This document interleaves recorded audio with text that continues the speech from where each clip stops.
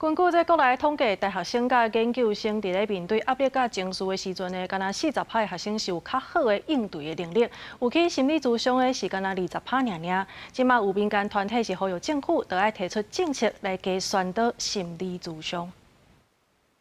大概有将近1/4的学生都有明显的忧郁情绪。这几年，台湾学生因为心理健康的问题想袂开，咨商心理师工会全国联合会今年有针对大学和研究所的学生做压力甲社会情绪学习的调查，发现敢若4成的学生面对情绪甲压力有较好的应对能力。兵团表示，若是对家己较无了解，面对压力和情绪的调节能力嘛会较无好。有心理师表示，其实感受到压力毋是歹代志，民众对家己状态的好歹敢有警觉，然后安怎看待压力才是重点。像我们的社会情绪学习，在强调说每个人对于自己情绪的辨识跟敏感度，然后自我觉察跟管理，然后在人际关系里面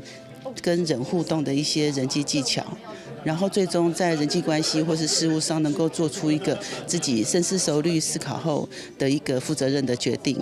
调查报告嘛显示，有97%学生是支持心理健康方案的，不过有去心理咨商的，敢若20%。嘛有部分的学生会用 AI 来排解心理健康的问题。兵团表示 ，AI 虽然方便，不过也是有可能会造成负面的影响。呼吁政府应当爱强化心理咨商的服务，让学生勇敢接受心理咨商。教育部是回应讲，今年有决定1亿元的经费用伫135间大专院校，每年会来推动社会情绪学习计划。教导老师怎么样在课堂上融入这样的一个概念，让学生可以自我觉察到自己的一些情绪的状况。如果有情绪不佳的状况时候，可以适时的跟老师或是学校的辅导人员来适时提出相关的一个需求，做一个协助。兵团表示，希望这份调查报告会当帮助到相关单位，学校嘛通透过这份报告协助学生来面对压力，也有情绪，打造幸福校园、达成健康台湾的环境。记者陈新东、王志刚台北报道。